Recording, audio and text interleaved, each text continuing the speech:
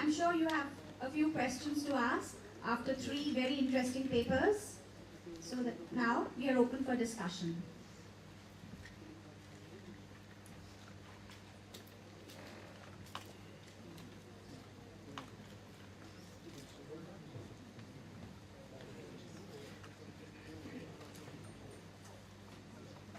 I can understand it has been a long day, but we had 3 very interesting papers in this session.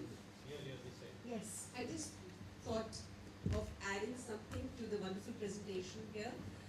Like it was suggested that we could end with Obama's election. There are studies to reveal that Obama as a president has not really acted as a representative of the black American as much as he is a president of the United States of America. So maybe you can also go to those studies and include them rather than saying that, okay, Obama is in heaven, is in the chair and all's right with the world. Yeah, there still persists discrimination, and that has to be still fought in the country.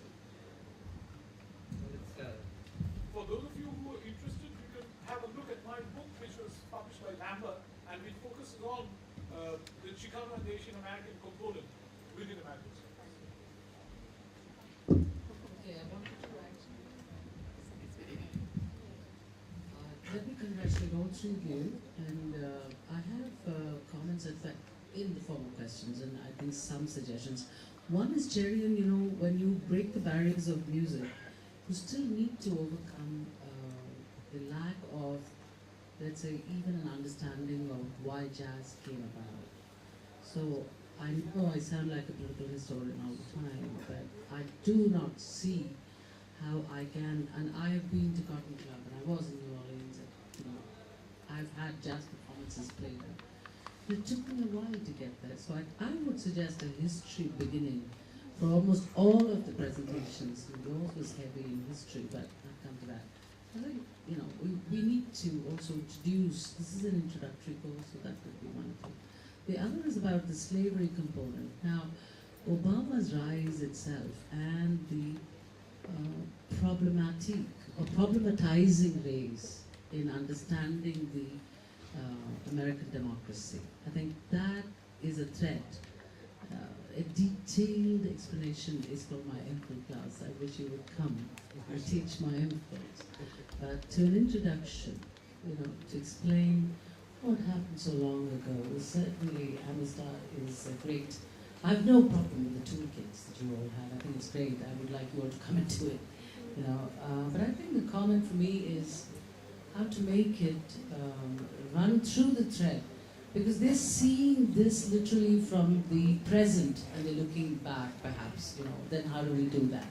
That would be it. And in terms of Asian Americans, I think there's been this diasporic literature which has a far more formidable following because of who they are. And I think, therefore, for anybody who's taking this as a certificate course or a diploma course, they might be just, first of all, begin with, some, for example, Indian writers, Bharati Mukherjee, Jhumpa Lahiri, all these make a greater hit with my students than starting with literary criticism, or, it may take them a while. So I'm saying go gently, and then perhaps we certainly, but the music was very great. Thank you so much for that. Before I forget, there's a wonderful text which, if you have not already encountered it, you must use with your students. It works wonders. I've had great discussions in my class. It's by Bharati Mukherjee. The story is called The Father. It's a short story. The Father. It's brilliant, and it's nothing can trigger, because it's about an Indian IIT man who goes away to America and then realizes he's less at home in America while his wife is becoming more and more at home there. So it's brilliant. It's a great story worth discussing in great length. And we also have The Woman Warrior in our literature and gender class. It's a very popular text. May I come in? Actually, this is to Anindo. I liked your presentation, Anindo, very much. I was just wondering, couldn't you kind of link this? This is also basically across, as you said, I mean, across disciplines, all right, as such. So, immigration is such an important issue, all right, as such. So, what you're saying, of course, made a lot of sense, but you were talking at a much higher level, all right, as such, that is MA or something like that, okay? Except that you're taking excerpts, all right, and what she said, I mean, if there's some Indian text also, but couldn't this be linked, all right, as such, to the history of immigration and border and the problems of immigration? Sure. So, Surely that do kind of, you see, illustrates, all right, Yeah, as you can such. surely do that. You can use excerpts from, say, Bharata Mukherjee's Jasmine, which again is a very popular novel. Exactly. While and you were linked it teaching to what immigration, studies and immigration. while you're teaching immigration, because Chicano literature by itself, or these literatures by themselves, or as such, to a group of basically students who are doing a diploma course, it might be a bit heavy. But if you link this with some other aspects, or as such, as part of another course, as I said, this is cross-disciplinary, or as such. So if you do, while you're doing immigration or borders, No, I'm not doing only immigration. I'm looking at nation as a cultural construct. The Chicano component yeah, is a part of the American cultural construct. yeah, That they're is, not the that only was my part of the- point. yeah. My whole focus Yeah. was teaching cultural narratives Right. to show how to depict America, Yeah. the changing aspects of America within American No, I studies, understand what you're and saying. how the I paradigm understand shifted what you're saying, from but this is for a more detailed, more course. For the introductory course, this might be, it might be a bit too much. Now, what I was You thinking can is basically if you introduce link, this to them, and then later on, people who have specialized interest in it or who can engage in doctoral programs, who are interested in doctoral programs, can take it from there. I mean, yeah. You know what So I it would think? be- What I think is. Transition it. Ananda, I liked your presentation, and I really think it will help some of those of us who are teaching, because it's not just about the American Studies program, it's also about teaching American literature or American politics or Yeah. anything else. So this is pedagogy that will go down very well, for example, in our department, because we teach Chicano literature almost separately, even the MPhil level and the undergraduate, and even for the PhD, so other things. So I think, thank you very much, because I'll be taking down notes from what you've been recommending, because, so if, yeah, so what I felt was that maybe, sometimes when it's cannot be used the way it's been recommended as too heavy duty for a certificate or a diploma course, we can still use it for teaching some of the advanced courses that we have in our departments.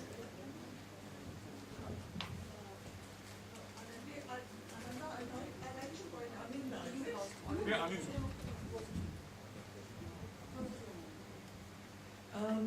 Especially the part about cultural narratives and connecting it towards changing paradigms. And I think that at a lower level, introducing transgender there, and there the shifting really significant. So somewhere if that can be made a little more, not simplistic, but at a little lower level, so that connect is there, because cultural narrative is really, really significant. But for a certificate and even a diploma course, it's kind of a little heavy. no, But it's really, what you can do is, you can focus on the importance of cultural narratives and show how the cultural narratives are different from the traditional genres like tragedy, comedy, and epic. How cultural narratives focus on lived experience and how they shape a new way of responding to a nation state. This is what you can introduce to them at the diploma level. sure, but I'm talking in more operational terms, in terms of implication that it has. So the shifting paradigm that you mentioned was interesting. An operational change that is taking Yeah. place. And that would be, a turning point in looking at cultural narratives itself as Yeah. a form. In fact, the focus was always on immigration and the role of ethnic minorities in the US. When you're teaching, for example, you're teaching presidency. In the presidential elections, all categories of citizens vote. The ethnic minorities do have a major role in voting, in exercising their franchise, in determining the governance, the outcome of the nation. And there you can obviously talk about immigration and how the immigrants play an important role in nation building. How do the taxpayers' money contribute to the building up of the nation? These are This is to again Professor Anindya. You did mention about this Indian experience also, particularly Midnapur and tribal-based area. Can you enlighten us in the context of doing some kind of exercise, particularly? But you couldn't mention about those references. You can take up two cultural narratives or excerpts from two cultural narratives. One from, say, Gloria Anzaldua's Borderlands, and one from a Dalit writing, Chutan, for example, or any of Mahashita Devi's short stories. There are several short stories in translation. For example, the Breast Stories and Others, translated by Gayatri Chakraborty Spivak and published by Seagull. You can use that anthology and choose any of those short stories, or you can also choose an excerpt from a short story and give it to your students for a comparative analysis. This is one particular exercise that you can try it out in your class. I have tried it in my class and it was very successful. So that is one thing that you can do. You can also do what Dr. Shita Singh pointed out in the morning, a media analysis. How a particular event is reported by different sections of the media. The regional media, the national media, and how the students would like to do it. So these are some of the exercises that you can work it out for yourselves and see what works best for your students. No, Anindya, you made a very important intervention when you brought this whole question of national narratives, how a nation is imagined. I don't see why that can't be done at an introductory program, because are we afraid of words like nation state, national, and so on, saying that it won't go down easily at an introductory level? I think there are ways. There are ways in which this can be done. One is, choice of text. Okay, the elevation. Okay. Yeah, there's no reason why an excerpt from a tough text can be given in the beginning as something to aim for later. Even if they're puzzled by it, it's okay. A little excerpt, not too much, just a kind of appetizer, as it were, or something to challenge them a little bit. Otherwise, what happens is that people stay on the surface and they don't feel. Yeah, but then after doing that. Organizing culture was not the issue. Yeah, okay.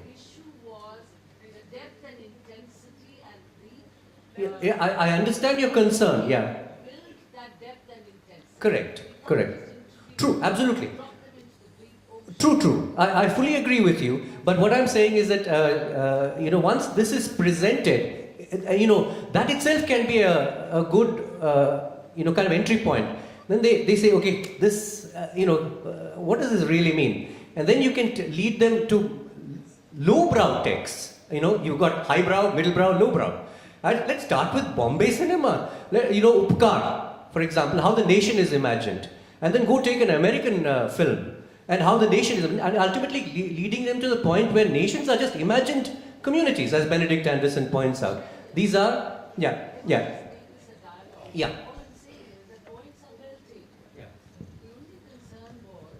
The only concern that, for example, political scientists would have, in one sense, I'm just saying, but in general, is how do we contextualize before we problematize? These two are core tasks of pedagogies and facilitators in the practical, right? Theory and practice. So if we are going to be teachers and facilitators of this transition, the depth intensity building will take time. This has very short time. So the plans have to, these ideas are fantastic, but more operationalizing them would require experts like you all to decide. Maybe we can't make even those choices, It depends on the context. Contextualizing and giving a context to those chaps who come there would probably, build this pedagogy into an enduring kind of practice. That's the point. One point. If I may just add to that, Chedian, I think the same goes for the beautiful music you're playing. It's great for us because we are familiar with all of them as such. In fact, I wish you had played Paul Robeson. Instead of basically, you know, when Joshua fit the Battle of Jericho, that's beautiful. I mean, Paul Rolson's also. Anyway, I mean, we are familiar with that. Now, basically, first of all, they wouldn't understand the accent, many of them. That's why you must provide lyrics. You have to provide them with lyrics, but you also have to contextualize, as you're saying. Because without the context, you see, the music doesn't make sense. Let us not forget what Srikanth has told us just now, that who are these students that are going to take the course? Say, if I imagine I'm going to introduce this course in my university. So I was wondering, and the last year also we have done a workshop, Professor Eric Sandin has also attended that one. I was wondering how can we offer this American Studies course, to whom we can offer this one? So if I have to introduce in the degree level, undergraduate level, or for some engineering students, they will be coming from varied backgrounds. If I may just interrupt, because I mean, when we were planning this out, and if you look at your booklet, well, the certificate course is for class 12 plus. Yeah, I know. And diploma is for basically those who have done No, BA I plus. understand that. We have but to basically think of those. no, my point here is that No, we are not doing pedagogy for anything else. We're doing it for this. building for that, exactly. So, I mean, I think that's why it's very relevant how far we can give, how much we can give. So. These are all possibilities. We're thinking with various options. The thing is, I'd like to take a slightly different course on this thing about whether this music will be understood without context and so on. Once you provide lyric, the text, and they may have difficulty following the accent, I agree, but there's a certain language of music into which they can slowly slip in, and then with some learning takes place at a subconscious level, you see. Words like dust bowl and so on get tossed around. They lodge somewhere in their consciousness. That's how we all learn. The first things that hit us, we don't understand immediately. But we need to create experiences where these things bombard us for some time. And then slowly natural curiosity takes over. Then we look up something. I expect students to look these up, create the atmosphere and the context where they can look these up. Okay, you didn't understand this, just look this up. Okay, here's where, this is the resource, this is where you can go. And make a small presentation. Let them feel important. Do a poster. There's no limit to which students, even those who are very, very basic, can go, if you trust them enough to say, you're going to make a presentation on such and such by this time. You're going to look up, these are the resources. You're going to come and do a little poster. You're going to do a little exhibition. The three of you are going to team up and they'll work wonders. Trust the student.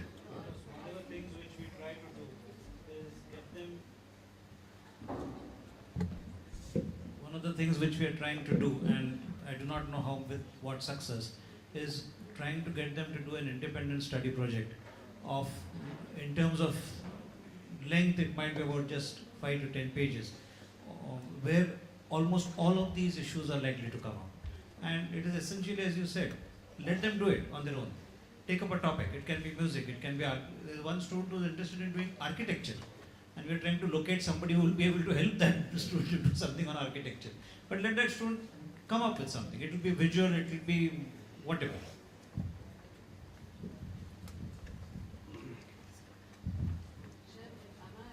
Yes, please. Thank you so much, Chair.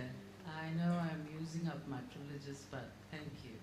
I think, I do have some experience in terms of speaking about the time and the length. When my students come, they come with continuously nothing, known as American Studies.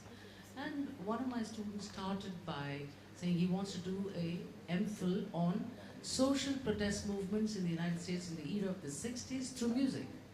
This is an American Studies professor who's political science and IR and how to do musicology. How do we measure this? So, we take this seriously. It's not like, I learned quite a bit. And today he's an Americanist in Iowa. So he's doing very well. But the reality is time and intensity. How to build an intense interest so that they can then take off, and certainly we can trust them. There will always be projects to do.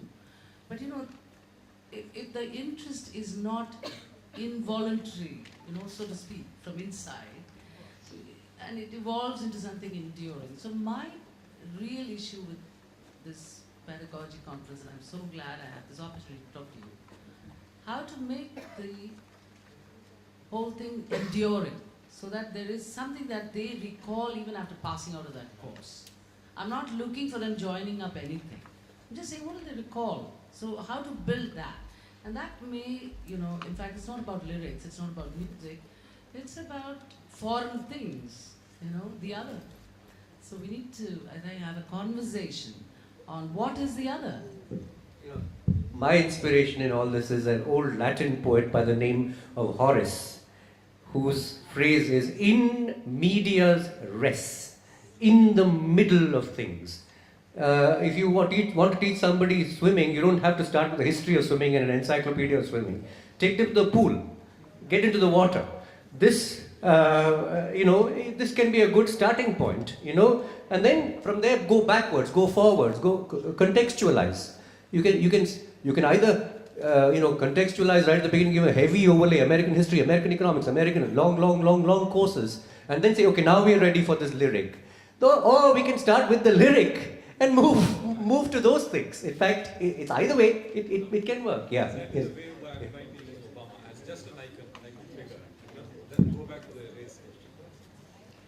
I must thank you all for being with us and for the three very interesting papers. I think that there are many ways of looking at the pedagogy of teaching American studies or American literature or having a certificate course. There are multiple ways in which it can be explored. And our main purpose is to make it so stimulating that students begin to read on their own and they get interested in the area and they can actually take it forward. And there are many ways of doing it.